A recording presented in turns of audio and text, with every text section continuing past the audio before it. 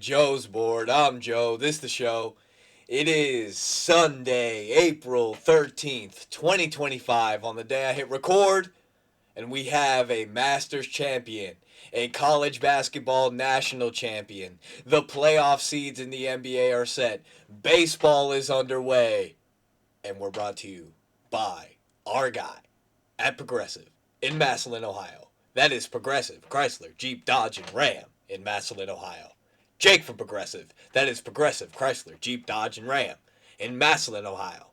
You walk into Progressive, Chrysler, Jeep, Dodge, and Ram in Massillon, Ohio, ask for Jake. Jake's going to make sure he gets you in something that is right for you. Once again, that is Jake from Progressive at Progressive, Chrysler, Jeep, Dodge, and Ram in Massillon, Ohio. You walk into Progressive, Chrysler, Jeep, Dodge, and Ram in Massillon, Ohio, and ask for Jake. Jake will make sure he gets you in something that is correct and right for you. What's up, everybody? Welcome back to Joe's Board. We are here.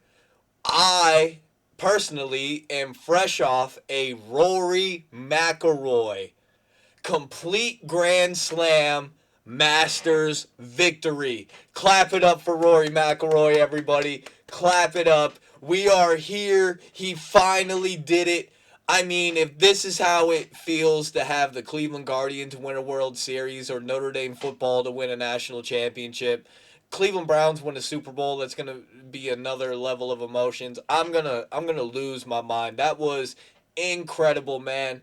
I'm going to start the show off by saying congratulations to Rory McIlroy for finally completing the Grand Slam, for finally winning the green jacket at Augusta, for getting the fucking, let's go, baby. Y'all don't know me like you should know me yet, but I love Rory McIlroy.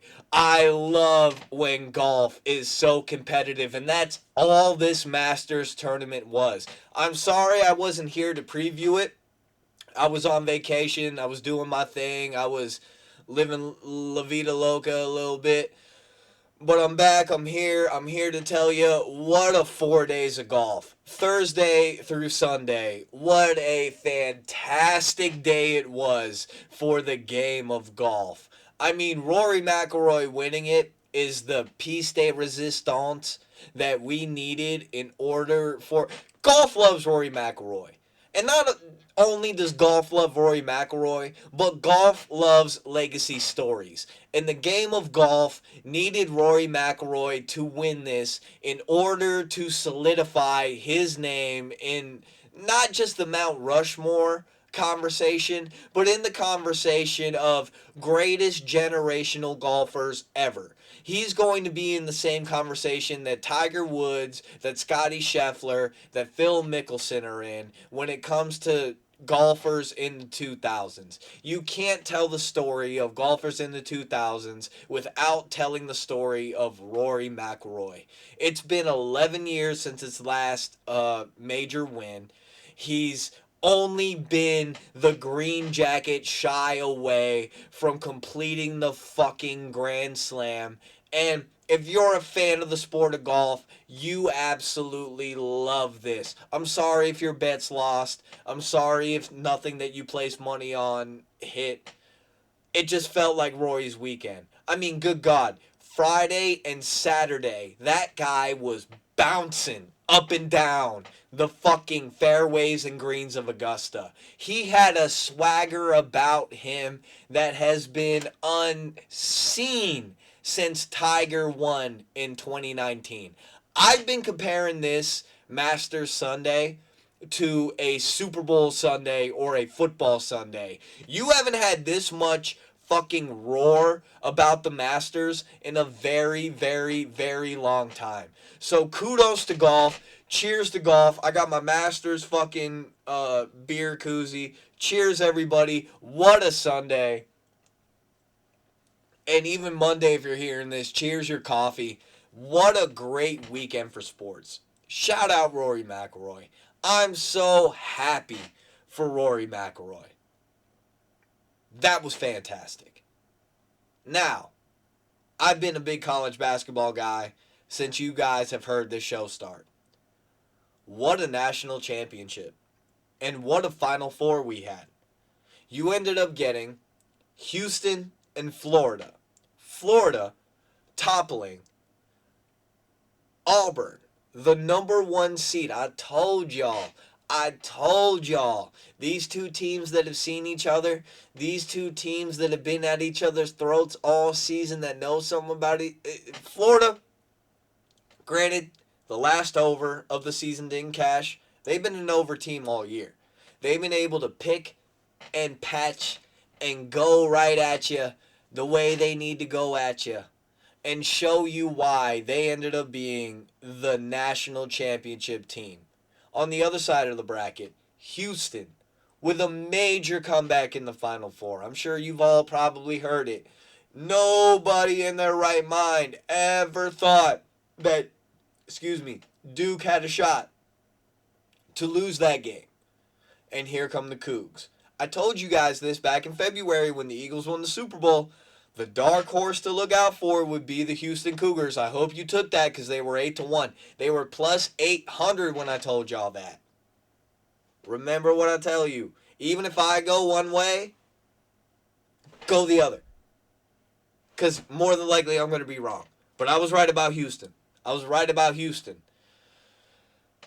Even though they lost, look how much you could have cashed out for. And shout out to Florida. What a game. What a national champ. They just back and forth, slugging punches. Again, you had a big poop in your pants if you thought that this tournament was terrible. If you thought that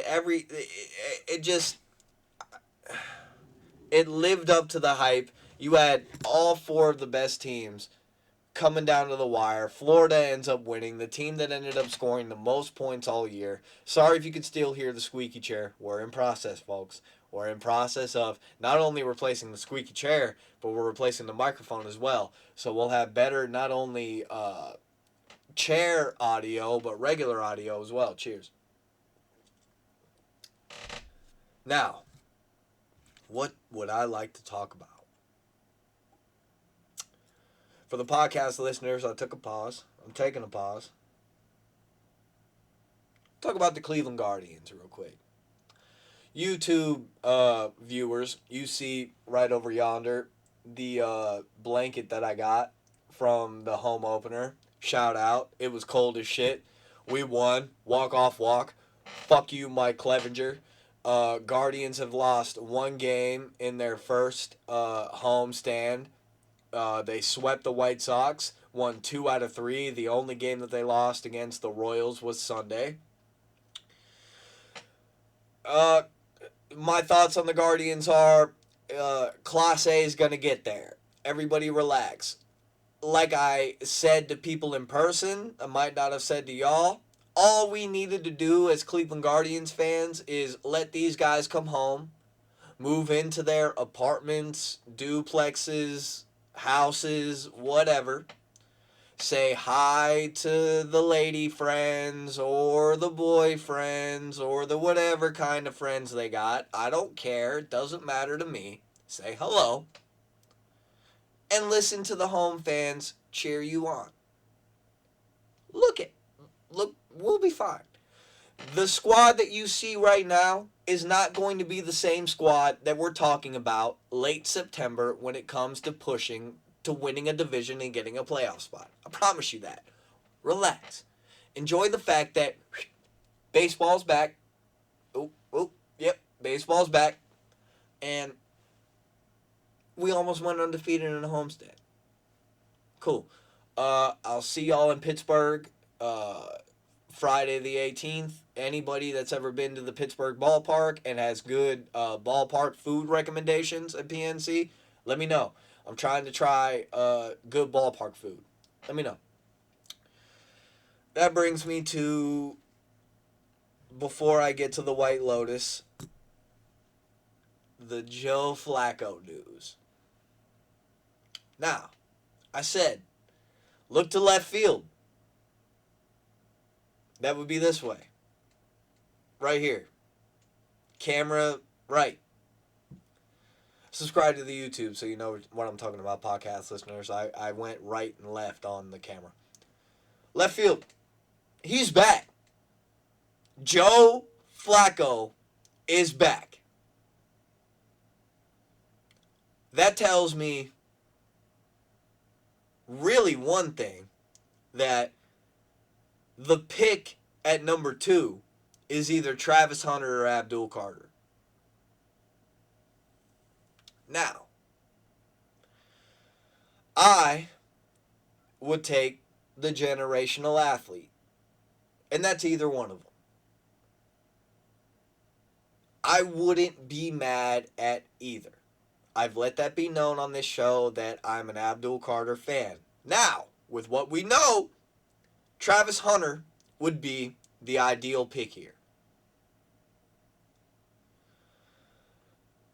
With what we know about Derek Carr and his shoulder injury now, and that he's not going to be available possibly for the next coming season, Shedeur is not going to be past the Saints pick.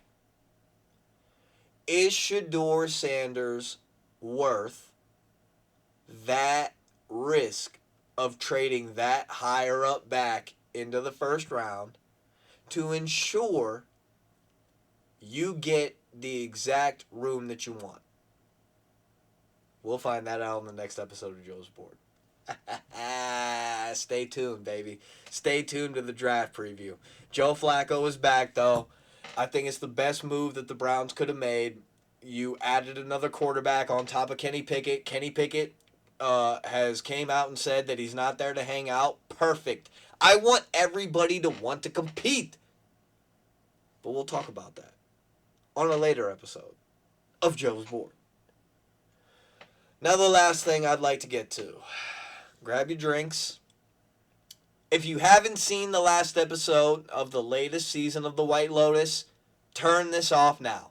Spoiler alert! Spoiler alert! Spoiler alert! I'll take a drink, turn it off, hit pause, go watch it. Alright. Now, to my people that have watched that, what the fuck did we get strung along watching for 8 weeks? Now, I didn't think it was going to be 8 weeks. I thought we were going to get 10 episodes like the last 2. But when you have a season this week, unlike the other 2, you kind of have to cut it a little shorter. And just the cowboy handshake, really? And then the, I don't even know her name, the Denise Richards looking girl, bitch from the fucking, out of the 3, fucking the masseuse guy, and then you got the fucking, no, bad. I'm glad Belinda lived. I'm way glad Belinda lived. I'm going to start when I'm glad Belinda lived. I'm glad that Gay Talk lived. Shout out our guy Get Talk. Shout out Get Talk. He got a fucking promotion. He didn't die. He did everything he needed to. Didn't rat out homeboy from North Carolina for saying that he took my gun. Shout out Get Talk. Okay? But other than that, nobody from the Carolina family died. The dad didn't kill not only himself, but nobody. And not other than that, we found out nothing. Unless you're bringing... Why? If you're going to turn that into a new storyline, why? Why do that? This was horrible. Horrible television. I wasted my time.